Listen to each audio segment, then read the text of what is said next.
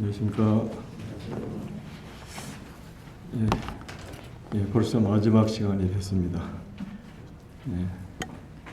저도 일반적으로 이런 집회를 가게 되면 주로 제가 많이 말하는 편이고, 근데 이번 집회는 주님께서 이렇게 많이 말씀을 들을 수 있도록 또 기회를 주셔서 참 좋았습니다.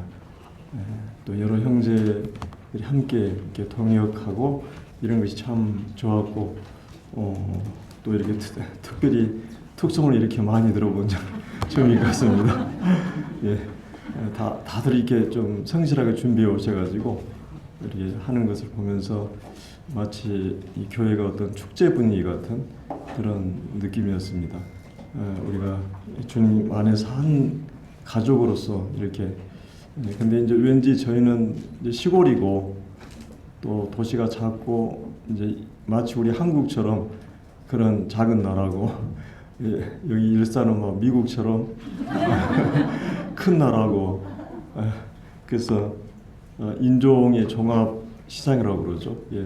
이 도시는 다양한 그 지방과 사람들이 모여서 이렇게 국가를 이루듯이 또 이런 모임이 다양한 성도들이 모여서 큰 덩어리로서 이렇게 예배가 참 풍성하고 이렇게 이런 것을 느낄 수 있었습니다. 특별히 이제 교회 생활, 교회 진리에 대해서는 우리 형제 자매님들이 너무나 자주 들은 말씀이고, 또 우리 좀 브레드린 모임의 정체성이 교회 진리와 관련이 많이 있기 때문에 일반적으로 복음은 또 많이 이 교파에서도 증거되고 일부, 그러나 우리는 신학교의 진리를 이렇게 분별하고 이 성경이 얘기하고는 신학교의 진리를 따라서 모이기 때문에 복음과 함께 이 교회 진리는 굉장히 중요하다고 생각합니다. 이 복음을 담을 수 있는 그릇이, 적합한 그릇이 몸이듯이 이렇게 사람의 그 영혼을 돼지한테 넣을 수 없잖아요.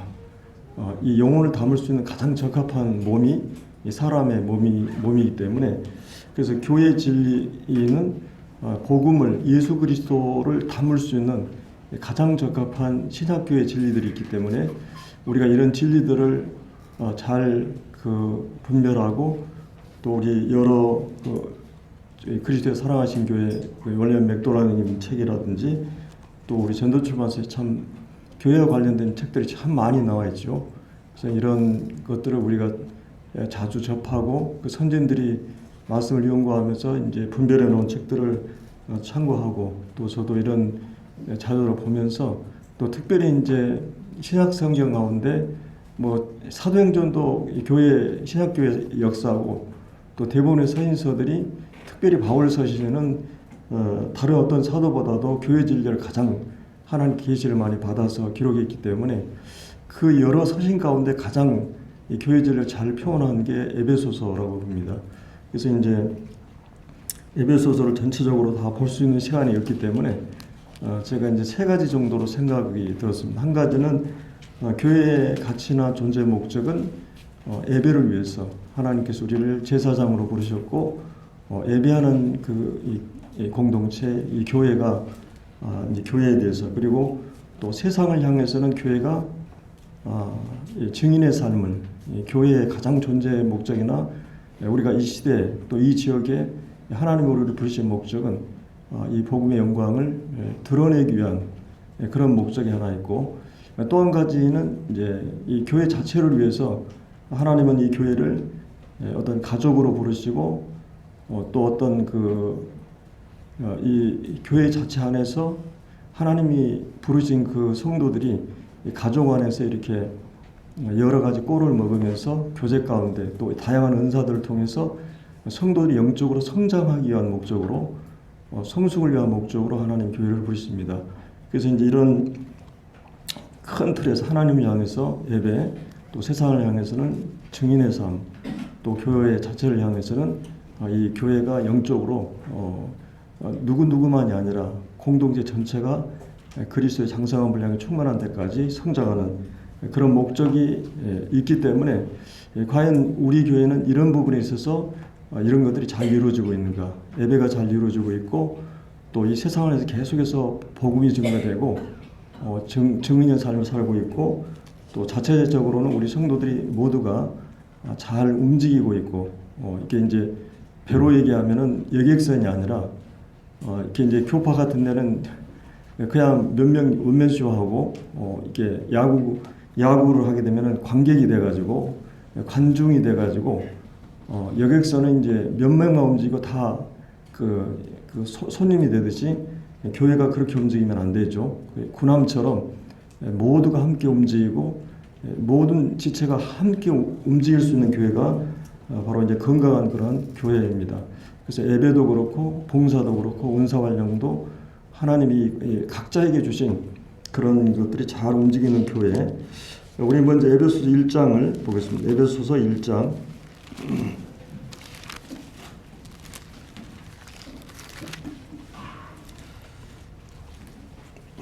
1장 3절로 6절까지 우리 같이 읽겠습니다. 자, 시작. 찬송하리로다. 하나님 곧 우리 주 예수 그리스도의 아버지께서 그리스도 안에서 하늘에 속한 모든 신령한 복을 우리에게 주시되 곧 창세전에 그리스도 안에서 우리를 택하사 우리로 사랑 안에서 그의 앞에 거룩하고 흠이 없게 하시려고 그 기쁘신 뜻대로 우리를 예정하사 예수 그리스도로 말미암아 자기 아들들이 되게 하셨으니 이는 그가 사랑하시는 자 안에서 우리에게 거저 주시는 바 그 은혜의 영광을 찬송하게 하려는 것이라. 여기 이제 사도 바울은 먼저 찬송하리로다 이렇게 말하고 있습니다. 신약 성경이 다른 성경에도 이렇게 문장의 첫 머리에 찬송하리로다 이렇게 한 성경이 있죠. 혹시 아십니까? 아마 제가 알기로 베드로 전서인가 베드로가 찬송하리로다 이렇게 이제 선포하고 시작합니다. 마치 이것은 여러분들이 이제 어떤 그 스포츠 경기라든지 이제 국제적으로 아주 유명한 우리나라가 그 축구 경기를 했다든지 그러면 내가 예를 산속에 있어가지고 뉴스나 이런 걸 접할 수 없어서 옛날에 이렇게 이제 산을 내려와가지고 다른 사람들에게 이 소식을 듣기 위해서 이제 딱 물어보기 전에 어때요? 그 얼굴의 표정에서 나타나죠. 예를 들어 우리가 이제 어떤 병원에 갔는데 검진을 하고 긴장하고 있는데 검진 결과가 나왔을 때 그 감격 또 시험에 합격했을 때 사도 바울은 이 하나님을 생각할 때 너무 벅차고 감격스러워가지고 찬송을 토해내는 찬송하리로다 이렇게 말하고 있어요. 그 내용 자체가 너무나 놀라운 일이기 때문에 바로 이제 우리가 예배의 대상인 하나님 곧 우리 주 예수 그리스도의 아버지. 그래서 이제 우리 주 예수 그리스도의 아버지는 어떤 분이십니까? 우리 주 예수 그리스도 함께 영원히 함께 계셨고 또 지금도 하나님 아버지에 함께 계시는 그 예수님 그리고 이제 그 하나님께서 그 예수 그리스도를 보내신 그 아버지 예수 그리스도를 보내신 그 아버지께 그런 찬송을 하고 있어요. 정말 이 하나님은 어떤 분이십니까? 얼마나 크시고 우리의 어떤 상상을 초월하는 그렇게 섬세하신 분이면서도 너무너무 크고 놀라운 만유보다 크신 만유도 담을 수 없는 그런 하나님 그 하나님께서 바로 우리 주 예수 그리스도 우리 위해서 보내셨습니다. 그래서 이제 그리스도 안에 하늘에 속한 모든 신령한 복을 우리에게 주셨는데 그 복의 내용이 창세전에 그리스도 안에서 우리를 택하사 우리로 사랑 안에서 그의 앞에 거룩하고 흠이 없게 하시려고 그 기쁘신 뜻대로 우리를 예정하사 예수 그리스도로 말미암아 자기 아들들이 되게 하셨으니 두 가지로 요약하면 이제 우리를 창세전에 우리를 택하셨다. 그리고 또 한 가지는 우리를 아들들이 되게 하셨다. 이 말씀만 여러분이 하루 종일 일주일 동안 묵상을 깊이 하다 보면 여러분 예배하지 않을 수 없게 될 것입니다. 정말 하나님 우리를 선택의 위해 선택의 시기 또 선택의 목적 또 선택의 성격 다양한 이 모든 말씀이 여기에 다 들어가 있습니다. 선택은 우리의 어떤 이성이나 논리로 이해하거나 설명할 수 없는 그런 것이죠. 정말 이 놀라운 너희를 택하심을 아노라 데살로니가서 1장에 보면 그것은 뭐냐면 이 복음이 너희 가운데 사랑과 능력과 성령으로 이 나타난 것을 말하고 있죠. 그래서 이제 우리가 택하심을 확실히 알 수 있는 것은 그 복음이 우리 안에 역사했을 때 우리가 그분에 대한 사랑이 일어나고 내 안에서 능력으로 역사하고 이런 것을 우리가 이제 경험할 수 있습니다. 그래서 우리를 창세전에 우리를 택하셨다 그리스도 안에서 그리고 이제 사랑 안에서 그의 앞에 거룩하고 흠이 없게 하시는 목적을 가지고 우리를 그 기쁘신 뜻대로 예정하사 이제 예수 그리스도로 말미암아 우리를 자기 아들들이 되게 하셨다. 그래서 이제 하나님께서 우리를 이렇게 선택하시고 또 우리를 아들들 삼으신 하나님께서는 이 우리를 아들들 되게 하신 목적이 거기 6절에 나오죠. 이는 그가 사랑하신 자 안에서 우리에게 거저 주시는 바 이 거저 주시는 그의 은혜죠. 그 거저 주는 바 그 은혜의 영광을 찬송하기 위해서. 자, 은혜의 영광이 무엇이? 바로 은혜가 찬란하게 만개했을 때, 피어났을 때 은혜의 영광이라고 그러죠. 하나님의 은혜가 어디에 가장 잘 드러나 있었어요? 바로 예수 그리스도의 삶에, 그 예수 그리스도 십자가에 하나님의 하나님 되심의 그 영광이, 은혜의 영광이 가장 잘 드러나 있습니다. 하나님은 사실은 하나님의 영광을 이 세상에 표현하기 위해서 이렇게 다양한 꽃들을 하나님 허락하셨어요. 하나님의 한 꽃에다가 자기의 영광을 다 담을 수 없어가지고 이 세상에 이토록 많은 꽃을, 얼마나 아름다운 꽃들이 많아요. 그 꽃들에게 그 영광을 드러내듯이 하나님께서는 이 피조물의 가장 최후에 지었던 이 사람을 통해서 하나님의 영광을 드러내기 원하셨어요. 그래서 하나님의 형상을 사람들에게 놓으셨는데 인간이 타락함으로 인해서 하나님의 영광, 존귀하게 만들었지만 인간이 깨닫지 못하고 짐승처럼 변해버렸는데 이 하나님의 이미지를, 하나님의 영광을 사람을 통해 드러내시고 이 다양한 얼굴과 다양한 영광을 통해서 하나님의 하나님 되심을 이 세상에 드러내기 위해서 하나님이 창조하셨는데 인간의 타락했습니다.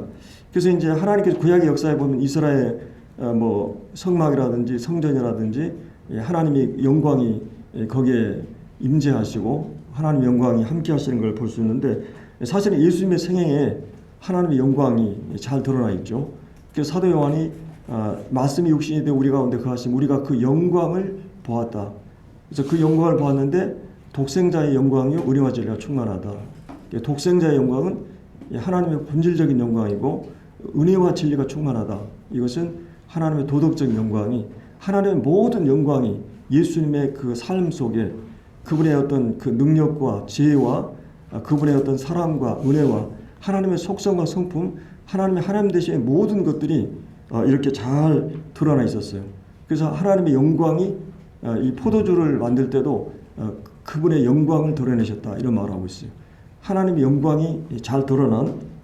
근데 이제 이 하나님의 영광을 바로 이 십자가에 드러내셨는데 바로 이 교회를 통해서 하나님의 영광을 담아 놓으시고 교회가 그 영광이 잘 드러나는 곳이 바로 이 교회입니다. 그래서 이제 하나님의 영광을 성도들은 각각 이 주님을 알게 되면서 그 주님께 대한 감사와 그 표현의 양식이나 그 이런 것들이 다 다르듯이 똑같은 내용을 얘기하면서도 다양하듯이 다양성 속에 하나님 영광이 이 교회 안에 드러나 있는 것입니다. 자, 이 하나님께서 이 교회를 부르신 목적이 바로 이 6절에 이는 그가 사랑하지 않아서 그의 거저주심과 그 영광을 찬송하게 하기 위해서 하나님 교회를 부르셨다. 교회의 가장 중요한 목적이나 사명은 하나님의 영광을 찬송하게 하기 위해서. 그리고 이제 7절부터 이제 성자 하나님을 통해서 이제 7절에 우리는 그 그리스도 안에 그의 은혜의 풍성함을 따라 그의 피로 말미암아 속량 곧 죄 사함을 받았으니.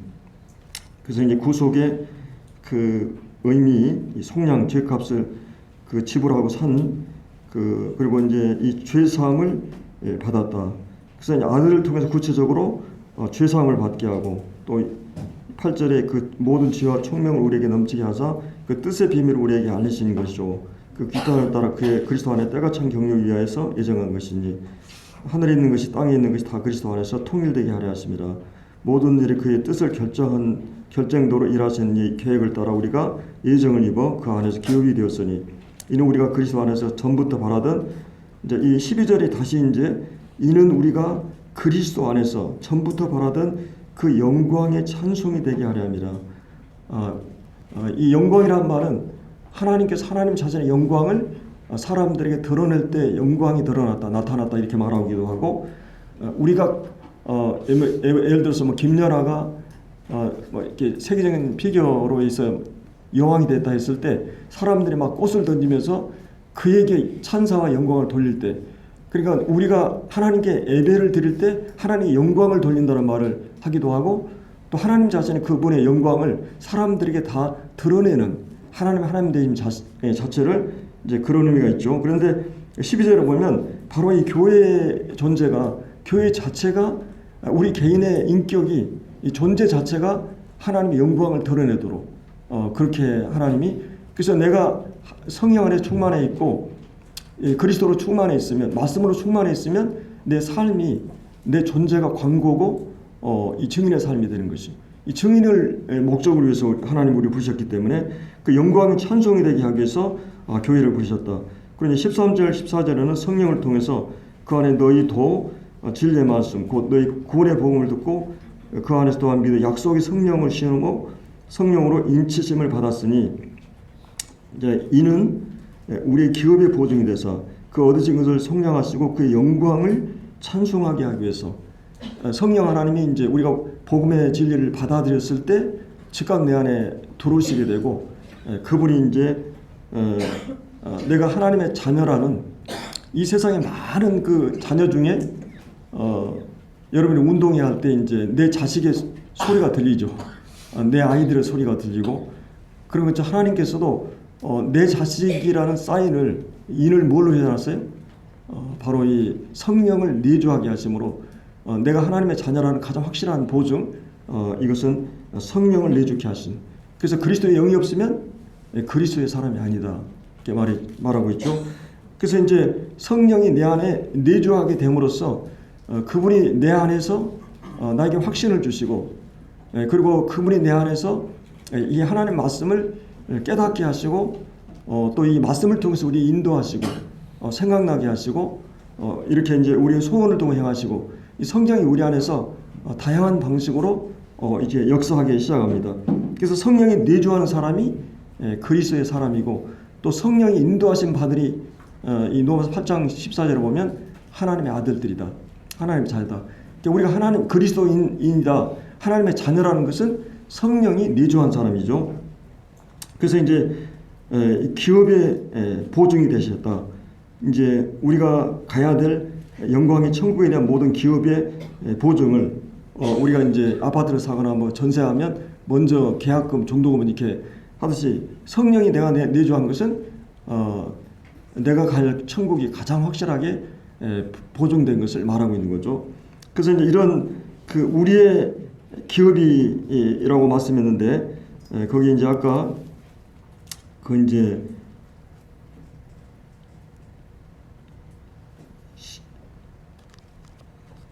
12절에 11절에 모든 일을 그 뜻대로 결정대로 일하신 이 계획을 따라 우리가 예정을 입어 그 안에서 기업이 되었다. 자, 하나님 편에서는 하나님의 기업이에요. 우리가 하나님의 기업이, 우리가 하나님의 기업이고 또 우리의 기업이 있어요. 그렇죠? 이제 14절에서는 우리의 기업, 우리가 가야 될, 하나님이 우리에게 상속할 그 모든 기업이 있는데 그 기업의 보증으로 우리에게 성령을 주셨다고 그랬어요. 이제 그렇게 하는 목적을 14절에 또 하반절에 그 영광을 찬송하게 하기 위해서. 그래서 이 교회의 가장 중요한 사명이나 목적은 뭐겠어요? 예배하는 것이요. 하나님의 영광을 찬양하는 것.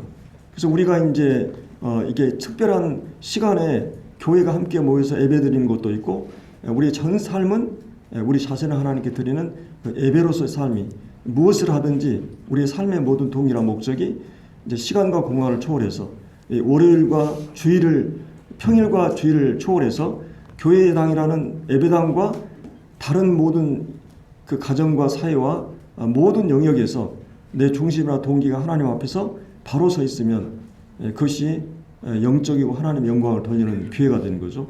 그래서 우리가 특별히 선교를 하지 않아도 내가 오늘의 하루의 삶은 하나님의 영광을 드러내는, 하나님의 예배하는, 그리고 내가 설거지를 하고 가사를 돌보고 직장을 하면서도 하나님의 자녀로서의 영광을 드러낼 수 있는 거죠. 하나님 모든 삶을 초월해서 우리 자신을 하나님께 드리는 그런 예배를, 그런 예배들이 잘 준비되면 또 이 주일 만찬 예배가 더 풍성해질 수 있겠죠. 우리가 예배를 위해서 특별히 묵상해서 준비할 시간도 필요하지만 우리의 모든 삶이 하나님 앞에 하나님의 영광이 되도록 그런 목적을 위해서 하나님이 우리를 부르셨다고 하는 것이, 특별히 우리가 이 세상 가운데 살아가다 보면 내가 그렇게 잘 살지 않아도 조금 그리스도인들은 양심이 있기 때문에 정직하고 하고 바르게 살면 이 세상이 하도 혼탁하고 어둡기 때문에 짙은 어둠이 있을수록 별이 이제 드러나듯이 세상이 어둡기 때문에 그리스도인들이 바르게 살고 그리스도인들의 가정이 항상 이혼이 없고 그 그리스도인의 삶 자체가, 가끔 이제 우리 아이들이 그 이제 학교 다닐 때 욕설을 잘 안 하고 또 이제 그 가정들이 깨진 가정이 많고 막 결손까지 굉장히 많더라고. 그러다 보니까 이 아이들이 그 이상하게 취급하는, 이게 정상인데 이상하게 취급하는, 부모들이 욕을 안 하고 가정에서 욕을 잘 안 하니까 애들이 욕을 잘 안 하고, 또 이제 이런 가정이 결손 가정이 많은데 또 그렇지 않는 안전된 그런 가정이 되다 보니까 걔들이 이제 후에 이렇게 청년 시절 때 참 그 부모님이 이렇게 가정을 지켜준 것에 대해서 감사하다고 그런 얘기를 하더라고. 하도 세상이 그런 일들이 많다 보니까. 그래서 우리 그리스도인들은 그냥 삶 자체가 주님 앞에 우리 삶 자체가 세상 사람들에게 어두운 빛이 되고 또 소금의 역할을 할 수가 있게 되는 거죠. 자, 그래서 이제 에베소서의 이 그 사도바 1장에서 예배를 얘기하면서 우리가 우리 첫날에 봤던 이 사도 바울이 이 교회를 위해서 기도한 내용이 이 하나님을 알게 해달라, 그런 기도를 했었죠. 그래서 이제 하나님을 아는 것과 또 하나님을 아는 것과 삶이 비례하고 예배가 비례하기 때문에 우리 하나님을 아는 것이 풍성해질수록 예배는 더 풍성해질 수가 있게 돼 있죠. 그리고 이제 이 성화에 있어서 가장 중요한 부분은 내가 어떻게 의지적으로 행동하는 것만 아니라 하나님을 아는 것으로부터 출발해요. 결국 거기서부터 이 성화의 시작이 되는 거거든요. 일반적으로 우리는 내가 막 의지적으로 열심히 해보자, 이렇게 해보자 그러지만, 그러나 우리 마음을 바꾸셔야 되는데 하나님께서 이 마음이 변화되고 바꾸어지는 것은 하나님을 알게 되면서 가능해요. 하나님을 알게 될 때 우리가 하나님을 사랑하게 되고 경외하게 되고 하나님 앞에서 내가 삶을 살게 되면 삶이 거룩을 가져오는 걸 볼 수 있거든요. 그래서 사도 바울은 이제 그런 기도를 하고 이제 이 에베소 마지막 구절에 그분이 이제 21절에 모든 통치, 권세, 능력, 주권 이 세상뿐 아니라 오는 세상에 일컫는 모든 이름에 뛰어나게 하시고 만물을 그 발 아래 복종하게 하시고 그런 만물의 교회의 머리로 삼으셨다. 그리고 교회는 그의 몸이니 만물에서 만물을 충만케 하시는 이의 충만이니라.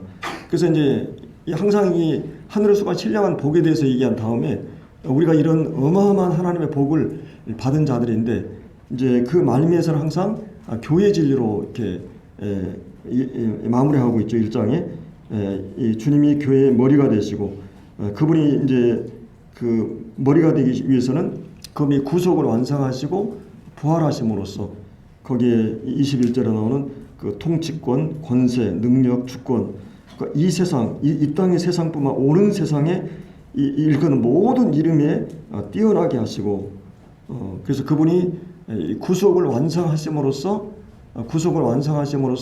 하나님께서 하늘과 땅의 모든 권세를 우리 주님에게 주신 거죠. 이제 그래서 그분이 교회의 머리가 되시고 그분은 이제 교회의 머리로서 이 교회를 통치하는, 그래서 교회는 그 몸이니, 그래서 이제 그리스도가 통치하는 구조가 되고 있는가? 정말 오늘날 이 교회들이 주님이 통치하는 교회인가? 아니면 사람이 운영하는 교회인가? 이것은 이제 신약교회의 원리로서 우리는 많은 부분에서 복수체제, 장로식, 만인 제사장, 은사를 따라서 다양한 이런 것은 그분이 교회의 주권을 행사하기 위해서 하는 그 구조죠. 신학교의 진리를 따르지 않으면 사람이 움직여가는 교회가 될 수밖에 없기 때문에, 그래서 그리스도가 머리 되시고, 그랬을 때 이렇게 이제 만인 제사장으로서 하나님께 예배드리는 모든 구조도 가능해요. 이 종교개혁자들이 만인 제사장 성경적이라고 얘기하지만 실제적으로 그들은 그렇게 할 수 없었던 거죠. 가끔 제가 이제 이 교파의 어떤 목회자들이 이 만찬 예배를 한번 해보려고 하는데 모임시가 되는 거예요. 일방적으로 되는 거예요. 이 모임은 그냥 생명 있는 성도들이기 때문에, 이 은혜를 아는 사람들이기 때문에 이제 그런 그 분위기에서 계속 있다 보니까 이 감사 참석하는 것이 구원받은 지 얼마 안 된 성도도 다양한 성도들이 마음의 감사를 표현할 수 있는. 그래서 이제 옛날에 제가 알기로 아이언사이드 형제님이 이렇게 이제 무디 교회로 이렇게 가시면서 예배가 그리워져 가지고 목요일마다 예배를 이렇게 소집을 해가지고 1시간 예배하는데 그 훈련이 안 되니까 참 어려웠다는 그런 기록을 본 적이 있거든요. 그러니까 우리가 이렇게 자연스럽게 만인 제사장으로서 우리가 예배드리는 것도 신학교의 진리를 따르게 하는 이런 모습인 것을 우리가 볼 수가 있습니다. 제가 시간이 바쁘기 때문에 가겠습니다. 2장을 보면은 이제 우리가 이제 구원받기 전에 허물과 죄로 죽었던 너희를 살리셨도다. 그때 너희가 그 가운데 행하여 이 세상 풍족을 따르고 공중 권세자를 따랐으니, 이 사단이 사람을 잡는 데는 이제 공중 권세 잡았다는, 공중 권세 잡았다는 말은 사람의 생각을 사로잡는, 정신 세계를 사로잡는 것을 말하는 거예요. 그리고 이제 인간의 어떤 욕정이나 본능을 사로잡는 마음과, 거기 이제 3절에 보면 우리 그 육체의 욕심이 있죠. 물론 육체의 욕체 자체는 하나님께서 주신 거지만은 이제 이게 타락하면서 육체의 욕구가 정욕이 되었죠. 그 선을 넘어가는 육체의 욕심, 또 이 마음의 원하는 것, 마음에 나오는 온갖 더러운 죄악들 있잖아요. 육체의 욕심과 마음이 원하는 것을 다 이들과 같이 본질상 태어나면서부터 본질상 진노의 자녀였다. 하나님의 진노의 대상이었다. 그러니까 우리 인간이 허물과 죄로 죽었다고 이렇게 말했는데, 구체적으로 우리는 세상의 풍속을, 이 죽은 그 물고기는 탕류로 그냥 흘러가 버리잖아요. 세상의 모든 가치의 유행, 세상의 모든 풍속을 따라가요. 근데 생명 있는 물고기는 물줄기로 이제 거슬러 올라가듯이 이 세상의 가치와 유행과 이런 것을 거슬려 이제 올라가게 되는 거죠. 이 세상의 풍속을 따랐어요. 그리고 이제 이 공중 권세 잡은 마귀에서 우리의 정신 세계가 사로잡혀 있었죠. 그리고 이제 이 육체와 본능이 원하는 것을 하였다고 이게 말하고 있어요. 그러니까 이제 허물로 죄가 죽었다는 말은 여기서 이제 영적으로 죽었다는 말이죠. 이 죽으면 이제 분리잖아요. 이 전기선이 끊어지면 어떻게 돼요? 전기선이 딱 끊어지면 이제 냉장고가 이제 막 부피하고 썩게 되고, 이제 화장실도 이제 움직이지 않고, 제가 며칠 전에 이렇게 전기 고장 나가지고 이게 그냥 전기가 딱 끊어지니까 에어컨도 안 되고 막 모든 게 그냥 비가 많이 오니까 합선이 일어나나 봐요. 그래가지고 이제 모든 그러니까 하나님과 우리의 관계가 단절된 거예요. 하나님은 우리에 대해서, 우리와 하나님에 대해서, 이게 이제 전화선이 끊어지면 통화가 안 되잖아요. 또 이제 어떤 전파가 끊어지면 이 텔레비가 안 보이는 것처럼 하나님과 관계가 끊어져 버린 거예요. 생명의 관계가. 그래서 우리가 허물과 죄로 죽어 있기 때문에 하나님이 인정되지 않고, 하나님이 보이지 않고, 하나님이 없는 사회는 이 사단의 그 공중권세를 따르고 세상 풍속을 쫓고 내 욕지와 본능에 따라서 움직여가는, 이게 이제 인간의 구원받기 전에 우리의 실상을 여기서 보여주고 있는 거죠. 이제 전에는 그때는, 근데 이제 이런 우리를, 4절에 놀라운 것은 긍휼에 풍성하신 하나님이 우리를 사랑하신 그 큰 사랑을 이래요. 제가 언제가 그 얘기를 했었던 기억이 있는데, 이 사도 허윤옥 형님이 이 큰 사랑을 한 5분 10분 할 정도로 이 사랑이 너무너무 큰 사랑이라는 거예요. 헤아릴 수 없는 큰 사랑이, 긍휼에 풍성하신 하나님이 우리를 이런 비참한 우리를 보시고 인하여 허물과 죄로 죽은 우리를 이제 그리스도와 함께 살리셨다. 그러면서 이제 함께 일으키시고 그리스도에서 함께 하늘에 앉으시니 이는 이제 7절에 이제 그러면 하나님께서 왜 우리를 구원하셨는가? 이 교회를 부르신 목적이 무엇인가? 이 7절에 나오죠. 이는 그리스도 예수 안에서 우리에게 자비하심으로써 그 은혜의 지기 풍성함을 오는 여러 세대에 나타내기 위해서 하나님께서 교회를 왜 부르셨느냐? 왜 우리를 이런 그런 이 사단의 설화에서 세상의 풍속을 쫓고 있는 이 사람들을 구원하셨느냐? 그 목적이 뭐예요? 은혜를 이 교회를 통해서 우리 개인을 통해서 드러내기 위해서. 그러니까 은혜를 드러내기 가장 적합한 자들이 우리라는 것이. 죄를 깊이를 알고 율법에 제대로 부딪혀보고 죄의 깊이를 알고 내 실상을 아는 사람, 그리고 은혜가 무엇인가를 아는 사람은 그러니까 죄의 깊이를 알면 은혜의 깊이를 알아요. 정말 내가 어떤 사람인데 오늘 내가 나됐는가, 그 은혜를 입은 사람들이 함께 모여서 이제 그 은혜를 찬양하게 되고, 그 은혜 앞에 은혜를 입은 사람은 어때요? 교만할 수 있습니까? 은혜 입은 사람 절대 교만하지 않아요. 내가 처음에 이러 죽을 사람이었는데 내가 은혜로 살아났다. 은혜 입은 사람은 겸손한 게 특징이에요. 은혜 입은 사람은 감사가 있는 게 특징이에요. 그 은혜를 입은 사람들이 감사가 함께 모여서 그 이제 겸손한 사람들이 함께 모여 있을 때 그 겸손한 모든 걸 담아내요. 그리고 이 은혜와 사랑을 입은 사람들이, 그래서 이 교회라고 하는, 그리고 우리 개인이라고 하는 다른 사람들 우리 인격을 봤을 때 바로 그런 걸 느껴야 돼요. 여기에 겸손이 있고 이 사람에게 고자세라든지 교만하든지 이런 게 아니라 정말 겸손이 있고 이 사람이 모든 삶에 감사가 있고 그냥 입만 버리면 감사하죠. 은혜에 대한, 은혜 입은 자들에 대한, 이것이 이 교회에는 은혜 입은 자들이 모인 공동체, 은혜 입은 자들이 함께 모여서 그 은혜를 찬양하게 되고 은혜 앞에서, 그래서 우리를 통해서 우리가 죄인이었기 때문에 이런 이 죄인들이기 때문에 은혜 입은 자들이라는 것이. 그래서 이 은혜를 바로 우리가 구원받기 전에 어떤 상태에 있었는가, 그리고 그런 사람들을 하나님의 그 큰 긍휼과 그 큰 사랑으로, 얼마나 큰 사랑입니까? 우리 상상할 수 없는 그 사랑을 우리에게 부어주셨기 때문에 그 은혜를 입은 자들이 이제 이 교회라는 존재는 은혜를 담아서 드러내는, 교회의 가장 중요한 가치와 사명, 존재 이유가, 만약 이것을 하지 못하는 교회라면 이것은 교회의 사명을 놓쳐버려요. 주님이 그 교회가 할 일을 성실할 때 어떻게 됩니까? 이 7교회 가운데 주님께서 촛대로 옮기고 또 버리신다는 말씀하잖아요. 그래서 이제 이런 교회를 부르신 목적이 무엇이냐? 그래서 8, 9절에 너희가 그 은혜에 의하여 그 은혜를 믿음으로 말미암아 구원을 받게 됐어요. 이것이 너희에게서 난 것이 아니라 하나님의 선물이다. 행위에서 난 것이 아니니 이는 누구든지 자랑치 못한다. 자, 우리는 그의 만드신 바다. 이게 이제 어떤 번역에 보면 우리는 하나님의 작품이다 이런 말이 있죠. 하나님의 작품. 그래서 이제 그리스도 예수 안에서 선한 일을 위해서 우리 지시를 받은 자니 이 일을 하나님이 전에 예비하사 우리로 그 가운데 행하게 하려 하시면, 그래서 이 선한 일을 위해서 하나님이 우리를 부르셨다. 그래서 이제 이 11절부터 마지막 절까지는 이방인과 유대인, 이방인은 유대인들을 누가 왕따 당합니까? 누가 왕따 잘났다고 생각하고 자기가 똑똑하다고 생각하고 이런 사람은 꼭 그 왕따를 당하게 돼요.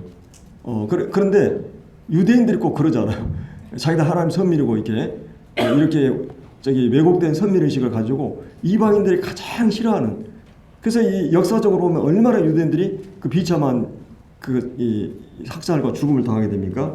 근데 또 유대인들이 생각할 때는 이방인들은 어떻게 생각해요? 이방인들은 완전히 개 취급을 하고, 우리 주님도 그런 표현을 하셨잖아요. 그리고 그냥 막 지옥의 불쏘시기 뗄감으로 생각하고, 이방인들은 그냥 사람 취급을 안 하는 거예요. 유대인들만 자기들이 특별해서 하나님이 선택한 거로 생각하는데 천만의 만만의 말씀이죠. 하나님이 그들이 달라서가 아니라 하나님이 그들이 작고 하나님이 그들을 통해서 메시아 오게 하시고 또 그들을 통해 하나님의 영광을 드러내기 위해서 그들은 부르셨는데 제사장 사명을 그들이 못한 거죠. 복의 근원이 된다는 말은 너희들이 복을 받고 너희들만 이제 이런 게 아니라 복이 다른 사람이 흘러 넘어가도록 하기 위한 목적인데, 하나님이 자기들만 이렇게 한 걸로 생각해가지고 하나님 그들을 버리시죠. 그렇기 때문에 이제 이 이방인과 유대인이 어떻게 하나 되는 문제, 이 둘이, 그래서 이제 이 2장 마지막 부분에서는 이 부분을 다루고 있어요. 이제 여기에 우리 이방인들로 얘기하면 약속, 언약, 소망도 없고 하나님도 없는, 정말 이 가장 불행한 사람은 부모가 없는 사람이잖아요. 이 하나님이 없다는 말은 우리 인생에 내가 양 같아서 길을 잃고 이 고아와 같이 버려진 존재예요. 우리 인간은 하나님을 떠날 때부터 인간은 그런 한번 생각해보세요. 가끔 우리가 아이들, 손주들 이렇게 보면서 만약 이 아이들이 유괴당해가지고, 만약 이 아이들이, 저희 자녀도 이제 어린 그 큰애가 아기일 때 잃어버렸어요. 저는 그걸 몰랐거든요. 근데 막 반 그 미친 여자처럼 막 해가지고 아이를 찾으러 다녔나 보다. 그 이제 어느 방송에 나와가지고 찾아다고 뒤로 이제 제가 듣게 됐는데, 엄마는 어떻게 되겠어요? 자기 그 사랑하는 그 자녀들을 잃어버렸다고 했을 때. 근데 하나님 편에서 볼 때는 우리 인간은 부모가 없다고 하는 것처럼 불행한 게 없잖아요. 근데 우리 이방인은 어떤 상태에 있었어요?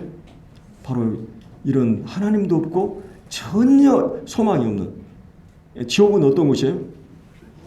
그 일체의 희망을 버리라고 그랬어요. 절망이 영원화된 곳, 이게 지옥이라는 것이. 지옥이 왜 지옥이냐? 거기 희망이 없다는 것이. 그리고 그것이 영원화된 곳. 근데 이방인 우리가 그런 사람이었어요. 근데 우리 이런 이제 13절에 이제는 전에 멀리 있던 너희가 그리스도 예수 안에서 그리스도의 피로 이제 가까워졌어요. 그런 이 주님은 우리의 화평이시니라. 둘로 하나를 만나서 원수된 것 그 중간에 막힌 담을 자기 육체로 하시고 법조문에 된 계명을 율법을 피하셨으니 이는 이 둘로, 계속 이제 둘이란 말이 나오죠. 이방인과 유대인을 얘기하는 거죠. 이 둘로 이제 하나 되게 하신 것. 그래서 이제 15절에 한 세 사람, 마치 그 아담과 하와가 한 세 사람을 지은 것처럼 이제 이 교회라는 한 세 사람을 지어 화평하게 하시고, 또 이 십자가로 이 둘을 한 몸으로, 이제 교회는 한 몸이죠. 이 둘을, 이방인과 유대를 한 몸으로 하나 화목하게 하려 하십니다. 원수된 것을 십자가로 소멸하시고 오셔서 먼데 있는 너에게 평안을 전하고 가까운 데 있는 자들에게 평안을 제하였으니 이는 그로 말미암아 이 둘이 한 성령 안에서 아버지께 나아감을 얻게 하기. 이제 교회는 하나님의 집은 기도하는 집이라 그랬잖아요. 그래서 하나님께 나아갈 수 있는 이방의 유대인이, 교회가 기도의 특권을 이 교회에게 주신 거죠. 그래서 이제 19절에 그러므로 이제부터 너희는 외인도 아니요 나그네도 아니요 오직 성도들과 동일한 시민이요 하나님의 권속이라. 자, 교회는 뭐라고 그랬어요? 하나님의 시민. 우리가 빌립보서 어제 보면서 우리는 그 하늘의 시민권을 갖고 있는 자들이다. 노마의 시민권을 갖고 있는, 노마의 자유인들은 시민권을 갖고 있는데, 그 노마인들 가운데 자유인들, 노마의 그 가장 특권층 자들은 그 많은 혜택이 있었잖아요. 마치 국력이 뭐하면 영주권이라는 게 미국이나 이런 것처럼 이런 이제 그 시민권을 가지고 있는. 근데 이제 이 교회를 하나의 그 여기서 그 하나의 국가로, 또 이제 그 다음 19절에 보면 하나님의 권속이다. 하나님의 이제 가족이다. 그 다음에 이제 20절, 21절에는 하나님의 성전이다. 자, 여기 이제 교회 진리에 대해서 5가지가 나오는데, 이게 다 생각해 볼 수 놓고, 한 가지는 하나님의 시민권을 갖고 있는, 이 교회를 하나의 거대한, 마치 제가 아까 그 미국이라는 나라하고 한국이라는 나라가 한 주보다 못하잖아요. 큰 그 덩어리가 있는. 그래서 이 교회를 이 우주적 교회 하나의 거대한 하나의 나라로, 다른 말하면 이것은 교회는 하나님 예수님이 통치하는, 이 나라는 왕이 통치하는 것이, 이 왕이 곧 그 법이고, 법보다 더 위에 있는 게 왕이에요. 왕권이에요. 내가 어떤 여자를 취하는 게 간음이 아니에요. 어떤 물건을 내가 가져와도 도둑질이 아니에요. 왕권이라고 하는 것은 모든 것이 자기 것이기 때문에. 근데 예수님이 그런 그 왕권을 갖고 있는 분이에요. 그 예수님에게서는 유시간 독재, 선한 독재를 하신 독재. 우리 주님은 교회는 민주주의가 아니라 성령의 머리가 되신 주님이, 이 세상의 민주주의는 차선책이지만, 그래서 소리가 시끄럽고 그러잖아요. 근데 이제 주님이 통치하는 이게 교회예요. 그분이 머리시고 그분이 유식하고 그분이 선한 독재를 전체 유익을 위해서 이런 이 교회의 주권이 이 왕권이 행사된 게 하나님 나라는 하나님이 통치하는 영역이잖아요. 그래서 우리는 그 하나님 나라의 시민으로서 얼마나 많은 특권과 권리를 갖고 있습니까? 우리 왕과 함께 교제할 수 있고 왕의 말씀을 직접 들을 수 있고 왕을 아련할 수 있고 왕 앞에 예배할 수 있고 이런 모든 그리스도 안에서 자유와 특권을 우리가 가지고 있어요. 그러면서도 이 국가의 그 의무가 무엇이죠? 예, 납세 의무도 있고, 예, 헌금도 드리죠. 또 이제 그다음에 노동, 우리가 봉사하고, 또 이제 국방, 이제 우리 영적으로 영적인 싸움, 전쟁. 예, 그래서 이제 국가는 우리에게 이 모든 국가적으로 우리를 보호하고 또 이 국가적인 한 거죠. 주님께서는 가장 안전한 게 뭐예요? 얼마나 지금 어제도 제가 잠깐 뉴스를 보니까 그 신림역인가 어디서 칼부림을 해가지고 사람들이 막 위태하고 막 그냥 무작위로 그냥 이렇게 해가지고는 좀 요즘 막 그런 게 막 이게 하잖아요. 이게 사람들이 이게 안전이 안 되는 거예요 지금 치안이 지금 그런데 이제 하나님 나라의 통치, 주님이 통치하는 영이 가장 안전한 곳이 여러분들이 그리스도인 자녀들이 구원받아야 가장 안전한 거예요. 자, 저도 이제 딸을 둘이 키웠기 때문에 굉장히 엄마들은 그냥 막 한 9시 되면 막 동동 구르면서 여보 빨리 전화하라고 막 이러잖아요. 근데 얼마나 불안해요 이게. 근데 가장 안전한 곳은 주님이 그 안에 거하시고 주님이 통치한 영역이 가장 우리를 보호해 줄 수 있는 거죠. 그래서 주님이 우리를 통치하기 때문에 이 왕, 우리는 이런 이 교회라는, 그리고 이제 교회는 권속이에요. 이제 이 권속은 이 가족 생각하면 어때요? 저는 이 일산교회 오니까 이 가족이라는 개념이 좀 너무 많아가지고 물론 이제 덩치가 크다고 그래서 하나 되는 것은 성령이 통제 아래 충만한 교회는 성령이 충만해 버리면 교회는 10,000명이 돼도 그냥 하나로 움직여 버려요. 근데 몇 명 안 돼도 주님이 주권이 발휘되지 않으면 이 교회는 막 그냥 사고오해 되죠. 정말 주님의 성령이 충만하게 지배하게 되면 그렇게 되는데 이제 그런 이제 가족은 어떤 경우가 가족이 내가 어느 집에 갔는데 며칠 되면 불편한 게 손님이에요. 그러나 며칠 돼도 편하고 불편하지 않는 것이 가족이에요. 여러분 일산교회 왔는데 이게 불편하다. 그런 거듭나지 않은 사람일 수 있어요. 이 교회가 편하고 예배가 편하고 어떤 사람은 진짜 구원받지 않은 사람이 이 예배를 이렇게 1시간 이상을 기도하고 감사하고 이러는데 이게 얼마나 지루할까. 근데 구원받은 사람만이 이게 그 생명이 있고 그 영적인 걸 즐거워할 수 있는 사람만이 이 예배가 지루하지 않게 되는 거죠. 어떤 분이 꿈에 이제 지옥에 가보니까 거기 막 디스코장도 있고, 여기 내 성향이 맞구나. 그리고 여기 와도 괜찮겠구나. 그리고 진짜 그 사람이 죽어서 지옥에 갔는데 그때는 이렇게 그냥 모델하우스처럼 보여주는 거고 진짜 지옥은 그게 아니었다고.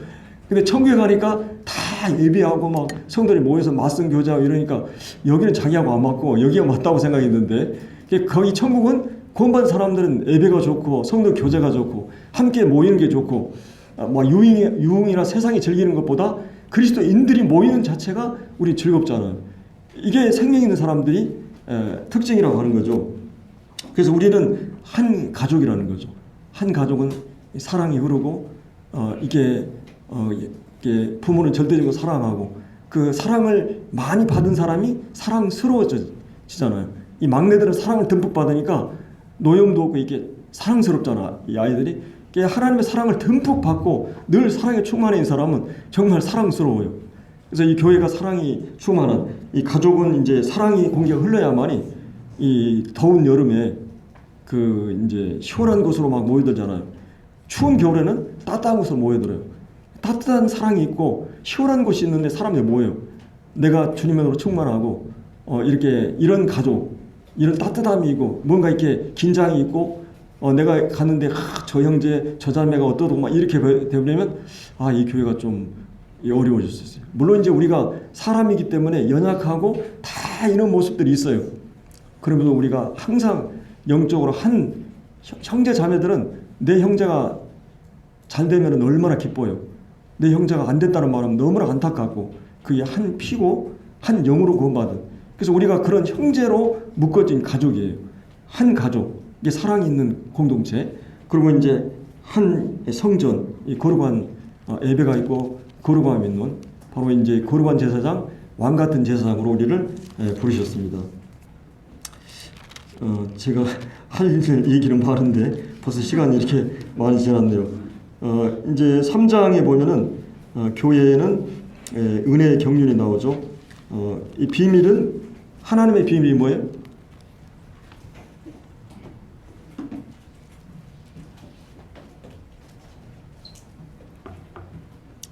골로새서에 보면 하나님의 비밀은 그리스도.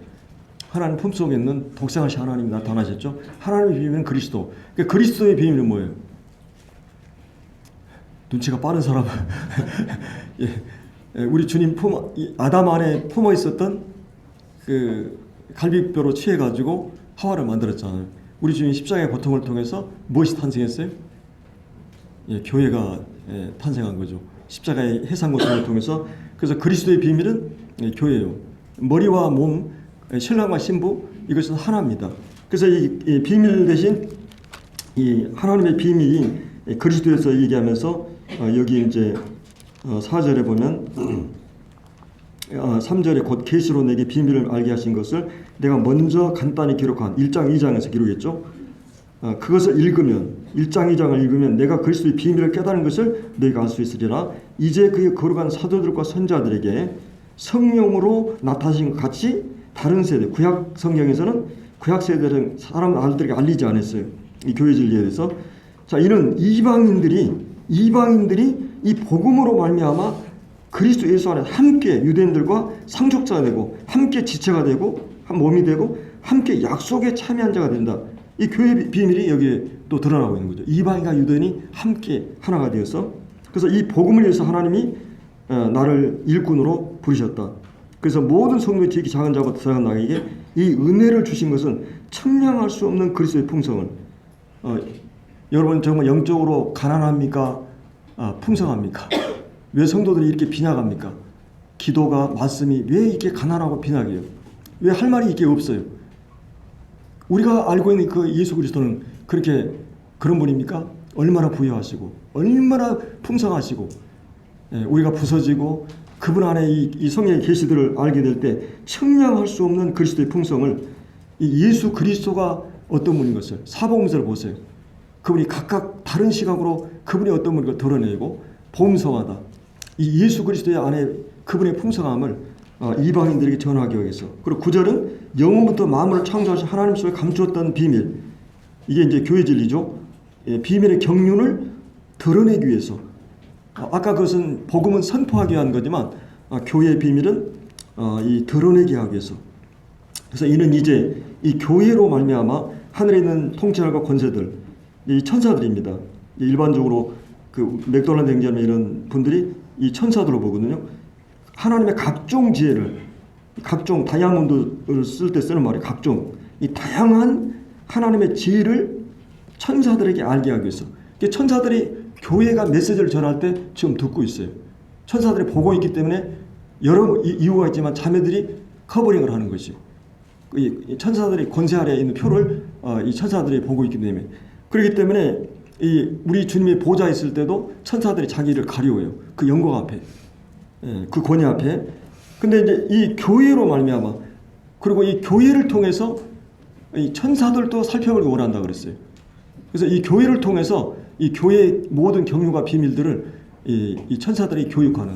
그래서 우리가 교회가 어떻게 행동하고 어떤 내용을 가지고 하는 모든 걸 통해서 그래서 이 각종 지혜, 여러분들이 이제 가끔 박람회장이나 미술관이나 또 무슨 예술 도자기 축제나 이런 거 가보면 정말 그 예술가의 솜씨들이 정말 인간의 작품들이 인간의 그 솜씨 작품들, 인간의 지혜 전시장이에요.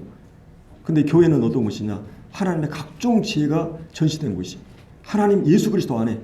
그래서 하나님의 각종 지혜, 이게 천지 만물 창조 가운데 하나님 지혜가 나타났고, 또 하나님의 각종 지혜가 이 구속 안에, 이 하나님의 그 거룩하심과 은혜가, 하나님의 사랑과 그분의 공의가 전혀 다른 성격이 하나의 조화를 이루고 균형을 이루면서 나타나는 것이 십자가예요. 하나님의 공의가 온전히 드러나고, 그래서 하나님의 사랑이 나타나는 것이, 이 인간의 지혜로는 어떻게 할 수 없는 하나님의 지혜가 나타나는 게 십자가예요. 그래서 십자가는 하나님의 지혜요, 하나님의 능력이라고 그랬어요. 그래서 이 하나님의 각종 지혜가 이게 전시된 것이 바로 그리스도 안에 이 교회입니다. 그래서 이것을 위해서 교회를 부르셨어요. 교회는 어떤 것인가? 아까 하나님의 은혜를 드러내기 위해서, 하나님의 각종 지혜를 드러내기 위해서, 그리고 하나님의 예배하기 위해서, 이런 부분을 쭉 얘기를 하고 있습니다.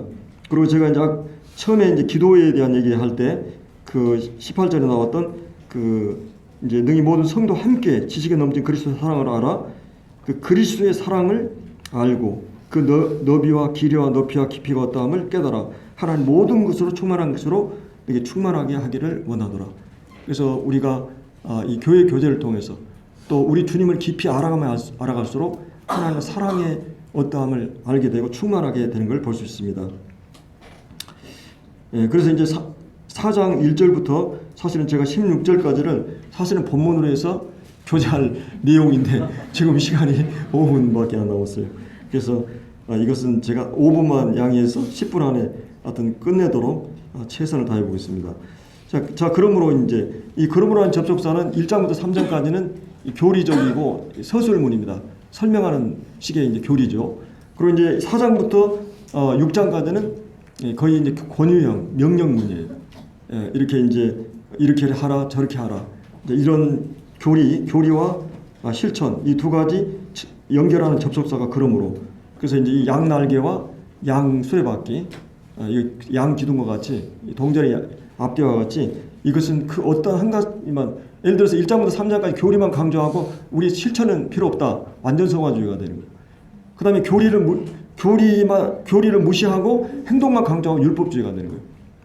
이건 두 가지가 함께 가야 됩니다. 사도 바울은 모든 서신서에 이 교리적인 부분과 실천적인 부분을 이렇게 균형 있게 이렇게 골로새서나 이런 로마서나 이런 에베소서 같은 경우는 이렇게 쭉 하고 있죠. 그래서 그러므로 주 안에 갇힌 내가 너희를 권하노니 너희 부르심을 받은 일에 합당하게, 우리 어젠가 어떤 형제님이 그 나누죠. 합당이란 말이 이렇게 매치가 되다, 조화되다, 균형을 맞춰다 쓰는 말이 합당이란 말이, 우한의 옷이 맞았을 때, 남자가 남자복을 입었을 때 어울린다.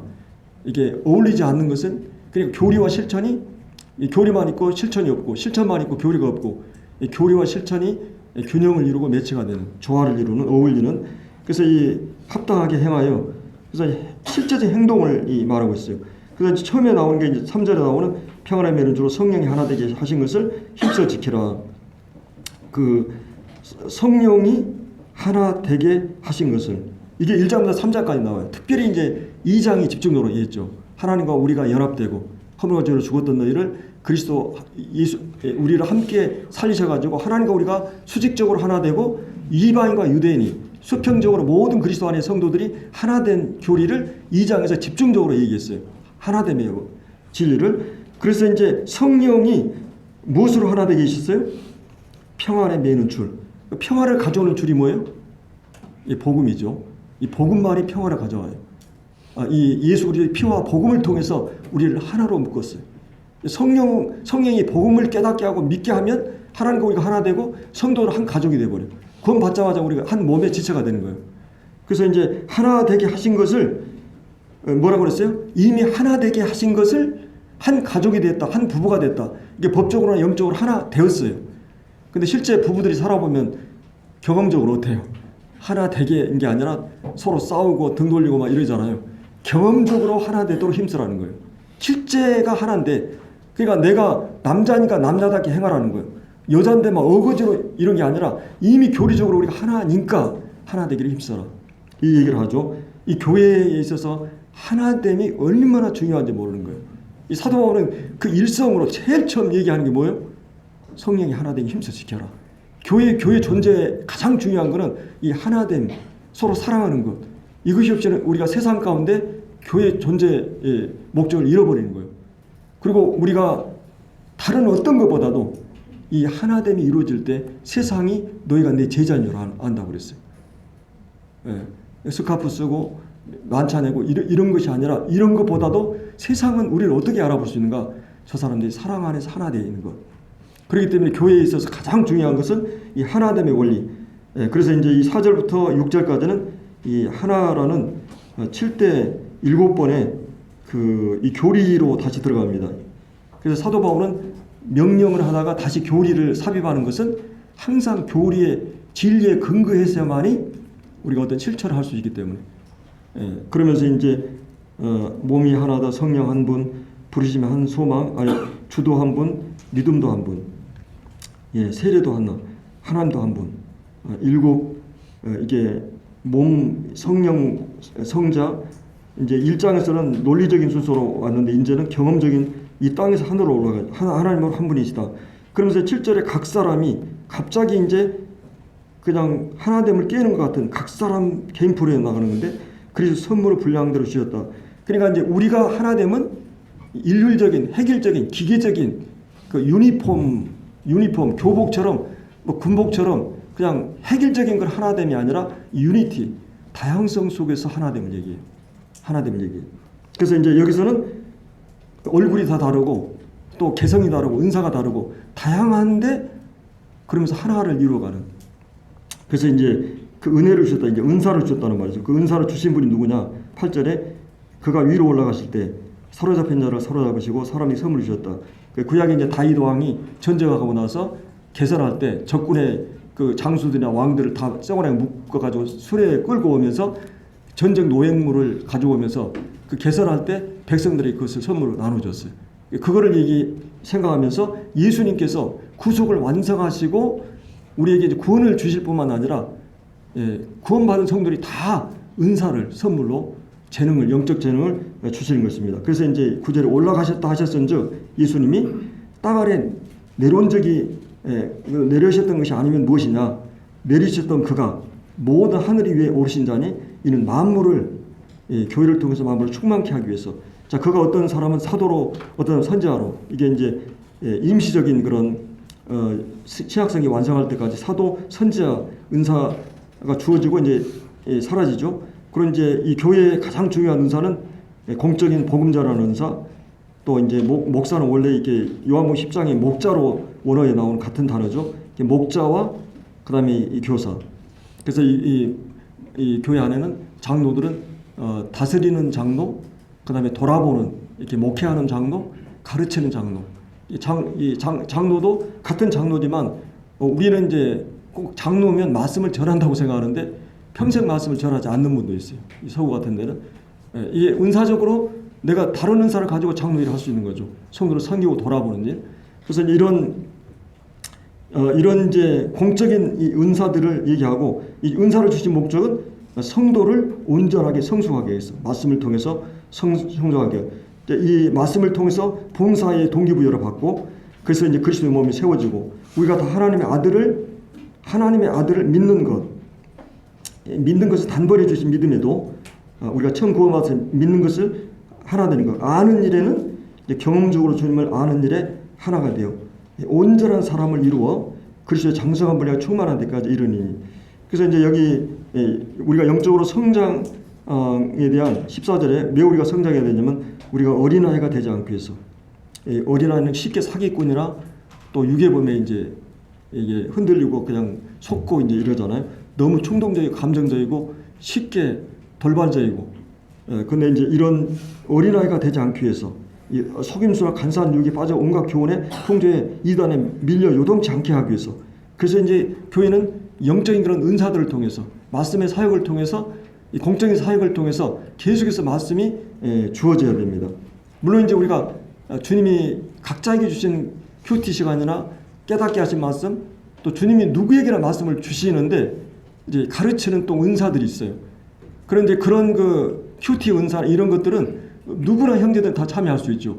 각자 우리가 주님과 교제하면서 주님 받은 말씀들이 있기 때문에 가르침은 좀 은사적으로 다르죠. 그래서 이제 이런 이 오직 사랑 안에서 참된 것을 하여 진리를 참된 것 진리를 이제 얘기할 때 여기서 이제 참된 것을 하여 범사에 그에게 잘할지라 이렇게 말하고 있습니다. 그래서 이제 이 교회는 조직이나 프로그램이 아니라 우리가 알지 못하는 사이에 영적으로 성장하게 되고 교회는 이제 정치나 조직이 아니고 생명체 유기체이면서 누가 지시함으로 이루어지지 않고 수많은 세포가 상호 유기적으로 작용함으로써 세워지죠. 서로 돌아보고 그에 함께 연합하여 자라고 서로 상합하고 돌아보므로 세워집니다. 이런 성령의 역사가 이런 초월적인 능력이 상상할 수 없는 방법으로 우리 가운데 역사하는 것 이게 교회입니다. 사랑 안에서 서로 진실과 진리를 말하게 되고 인간과 인간 사이에 거짓이 들어오면 평화는 깨져버리죠. 형식적인 관계는 교회를 썩게 만듭니다. 사람들은 말로 상대를 이용하고 속일 수 있습니다. 그러나 깊은 우정의 관계나 부부의 사랑 관계는 진실이 작용해야 돼요. 사랑이 거짓이 없다고 했죠. 만일 말이 인격이죠. 때마다 상황마다 말이 바뀌면 안 됩니다. 말이 정정하지 않으면 저주입니다. 잠시 유통되는 위조 지표와 같죠. 사단은 우리 가운데 거짓을 사용하게 해서 하게 합니다. 그래서 우리 사랑 안에서 진리를 말함으로 교회를 세우는 일을 해야 됩니다. 그래서 이제 사랑 안에서 참된 것을 하여 범사에 그리스도 그에게까지 자라. 내 아버지 온전하시가 너희도 온전하라. 또 이제 아까 3절에서 그리스도의 장사한 분량에까지 주님의 성품까지. 이것이 주님 오실 때 우리가 그 성숙을 위해서 우리를 계속 교회와 이 삶의 환란을 통해서 우리를 연단하시고 세워가십니다. 그래서 16절 그에게서 이 머리 대신 그에게서 온 몸이 각 마디를 통해서 저는 개인적으로 이 각 마디가 아까 얘기했던 공적인 은사들 이 교회의 메신저들을 이 각 마디를 통하여 도움을 받음으로 이제 지체들 간에 서로 연결하고 결합해서 각 지체의 분량대로 이제 이 성도들의 수준이나 분량이 다 다르잖아요. 믿음의 어떤 성도들은 믿음의 분량이 좀 크고 또 작고 우유병으로 하면 200ml 분량, 500ml, 1000ml 각각 분량이 다 다를 수 있죠. 그 분량대로 이제 역사해서 몸을 자라게 하고 생물학적으로 또 사랑 안에서 이 건축물이 세워지듯이 이 교회가 세워지는 것을 볼 수 있습니다. 사도 바울은 영적으로 성장의 원리에 대해서 연합의 원리와 하나님의 은사로 주신 목적을 얘기하면서 이 교회가 영적으로 성장하는 이 원리를 4장 첫 부분에서 얘기하고 있습니다. 그리고 4장 17절부터 5장 18절 성령 충만을 이르기까지 구체적인 성화에 대한 부분을 우리가 구체적으로 이 사람을 받아볼 사람이고 하나님을 어떻게 닮아가고 이런 부분에 대해서 좀 얘기를 하고 이제 우리가 삶의 장에서 이런 영적으로 충만한 가운데 있는 성도들이 가정에서 부부생활, 부자 간의 관계, 사회 직장 안에서는 주종 관계.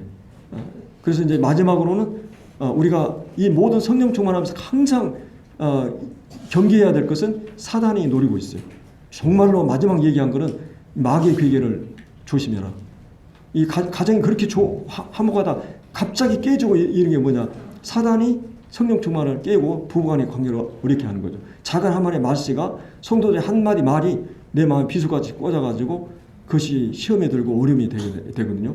그래서 이제 이 에베소를 제가 이렇게 하면서 제가 두서없이 막 해왔는데 한 가지는 뭐였어요? 이 교회의 존재 목적은 하나님의 영광, 하나님을 예배하는 공동체, 정말 하나님을 예배하는 우리의 교회적으로나 또 우리의 삶이 예배하는 공동체로서 우리가 이 만인 제사장으로서 삶을 살아야 한다.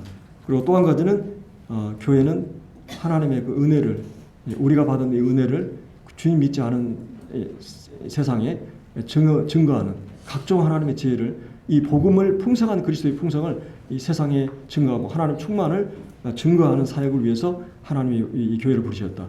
그리고 이제 교회는 영적인 성장이 실제적으로 이루어지고 있어야 된다. 이 교회는. 그래서 하나님이 교회에 은사를 주시고 이 장로들을 통해서 이런 교제권을 통해서 성령의 하나 되게 힘써 지키고 아까 성령의 하나 되게 하신 걸 힘써 지키는 두 가지 요인이 있어요. 하나됨을 이루는 두 가지 요인은 하나는 교리적으로 교회 진리를 확실히 알아야 되고 그래서 아까 일곱 계속 그 원리를 알아야 되고, 또 한 가지는 인격적으로 성숙해야 돼요. 그래서 그 4장 2절에 보면 모든 겸손과 온유와 그다음에 이제 오래 참음과 서로 사랑 가운데 용납하는 인격적인 자들이 될수록 하나 되면 그만큼 경험적으로 이루어져요. 그러니까 교리적으로 우리가 계속 우리가 하나지, 우리 한 가족이지, 우리 아군이지, 우리는 싸우면 안 되지. 늘 그걸 인식하고 일깨우는 작업을 계속 메신저들의 교제 가운데 이루어져야 될 뿐만 아니라, 또 한 가지는 계속 우리가 인격적으로 성품이 각자가 성숙할수록, 부부관계도 마찬가지예요. 이 모든 원리가 거기에 있어요. 내가 온전하게 돼야만이, 성숙하게 돼야만이 그만큼 갈등이 적고 주님이 이 교회를 사용하는데 불편함이 없이 성령이 역사하는데 자유롭게 사용할 수 있게 되는 거죠. 그리고 이제 주님이 그 열매를, 성령의 열매를, 성숙한 열매를 맺게 될 때 주님이, 이 농부된 주님께서 가장 기뻐하시는, 그러니까 이 교회가 이런 하나됨을 잘 지킴으로써 주님께 영광이 되고, 이런 세 가지 하나님의 교회를 부르신 목적을 생각하면서, 그래서 기본적으로는 뭐예요? 제가 이제 그런 얘기를 못했는데, 교회 공식 집회를 참석하는 일을, 그리고 초대교회처럼 매일 모일 수 없지만 적어도 일주일에 한 2번 혹은 3번 교회가 모일 때마다 목숨을 걸고, 어떤 형제님 말한 대로 목숨을 걸고 교회에 나와라. 그래서 함께 교회가, 그 교회가 두세 사람이 모이는 그곳에, 내 이름으로 모인 곳에 주님이 특별히 함께 하신다. 그리고 함께 하시면 여러분들이 그 말씀을 통해서, 교제를 통해서 분명히 경험하게 될 것입니다. 기도하고 마치겠습니다. 아버지 하나님, 참 이 영광스러운 교회, 참 주님께서 피값으로 사신 이 교회, 주님의 모든 관심이 이 교회에 있는 줄 압니다. 이제 이 교회를 통해서 주님의 영광을 드러내시고, 또 우리 주님이 이 교회 안에 머리가 되시고, 또 우리가 이 주님과 더불어 먹고, 또 주님은 우리로 더불어 먹는, 우리는 주님 없이 살 수 없고 또 주님도 우리 없이 살 수 없는 이런 저가 내 안에 내가 저 안에 이런 놀라운 신비한 관계에 저희들을 두시고, 이제 이 교회를 통해서 주님의 선한 사역을 이루어가시고, 이제 이러한 하나님의 놀라운 이 경륜을 저희들이 기억하면서 교회 일에 저희들이 적극적으로 함께하고, 또 교회가 끊임없이 모이고 또 충전을 받고, 또 세상 가운데 또 가서 증인의 삶을 살아내고, 그래서 이런 아름다운 이 어두운 세상 속에서 이 교회가 빛을 드러내는 귀한 사역을 감당할 수 있는 이 교회가 되도록 계속 주님 붙잡아 주시기를 원합니다. 주님께서 이 일산교회와의 교제를 통해서 많은 도전과 또 많은 것을 배우고 계신 걸 감사하고, 이 교회를 통해 주님이 온전히 이 마지막 시대에 이 교회를 통해서 걸어온 사역들을 이루어 가시기를 기도합니다. 귀한 시간을 감사하고 주 예수 그리스도 이름으로 감사하며 기도드리옵나이다. 아멘.